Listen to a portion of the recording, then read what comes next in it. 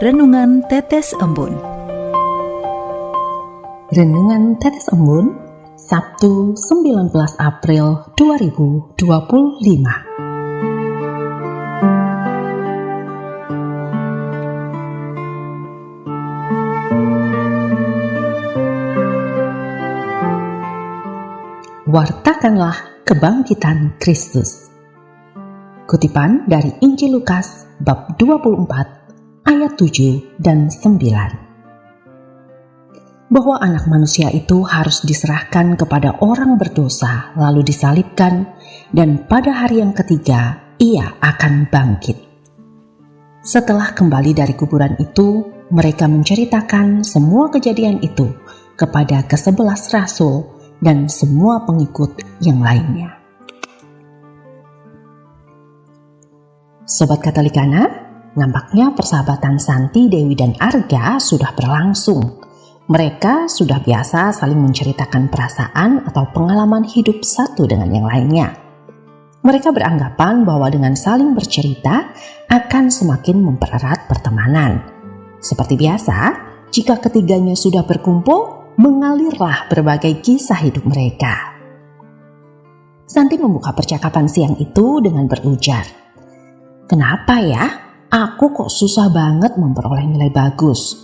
Aku sudah belajar lebih giat, sudah belajar kelompok, tapi tetap saja nilaiku jauh dari memuaskan." Dewi yang duduk di sebelahnya ikut menimpali, "Kalau aku sih ya, sesuailah antara usaha belajar dengan hasil yang aku dapat. Mengingat dosen kita memang pelit nilai, jadi masih puji Tuhan aku dapat nilai segitu. Kalau kamu gimana, Arga?"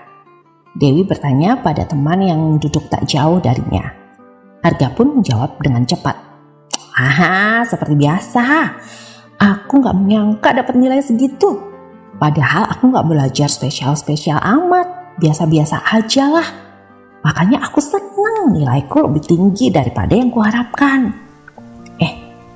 Tapi kalian jangan bilang-bilang ke teman-teman lain ya. Diam-diam aja, gak perlu ribut lah pokoknya.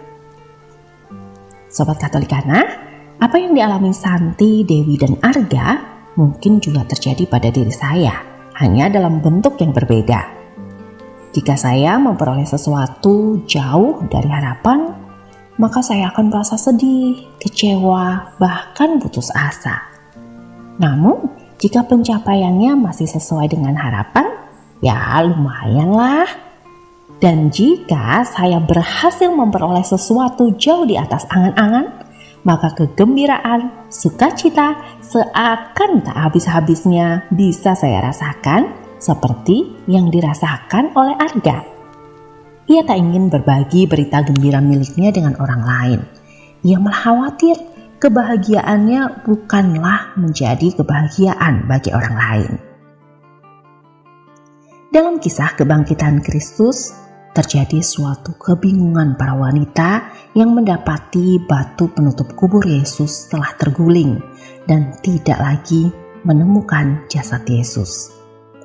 Yang akhirnya itulah terjadi peristiwa yang sangat bermakna, yakni kebangkitan Kristus.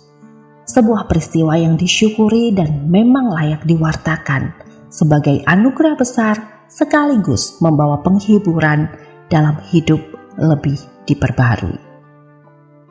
Pesan Tuhan ini memberikan arahan bagi saya dan Sobat Katolikana bahwa peristiwa kebangkitan Kristus ini perlu diwartakan, sehingga dengan demikian namanya dimuliakan dan semakin banyak orang percaya kepadanya. Kebangkitan Kristus membuktikan bahwa Allah mampu memberikan lebih dari yang diharapkan manusia, sekalipun kadang manusia mengingkarinya. Allah hanya ingin agar kita percaya dan mengandalkan Dia dalam kehidupan ini. Kebangkitannya adalah bukti kebesarannya. Marilah berdoa. Dalam nama Bapa dan Putra dan Roh Kudus. Amin. Ya Tuhan, ampunilah kami yang kerap memperlihatkan keraguan dan ketidakpercayaan kami akan Engkau. Nyatanya, iman kami tidak cukup tangguh untuk selalu mengandalkan-Mu dalam hidup kami. melalui kebangkitan Kristus. Kobarkanlah semangat kami agar senantiasa mewartakan kehadiran-Mu di antara sesama. Demi Kristus, Tuhan dan pengantara kami, kini dan sepanjang segala masa. Amin. Dalam nama Bapa dan Putra dan Roh Kudus. Amin.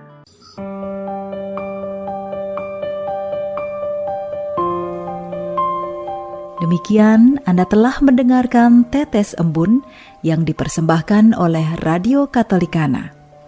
Renungan Tetes Embun bisa Anda simak di Radio Katolikana, media sosial Radio Katolikana, dan YouTube Katolikana. Terima kasih dan sampai jumpa.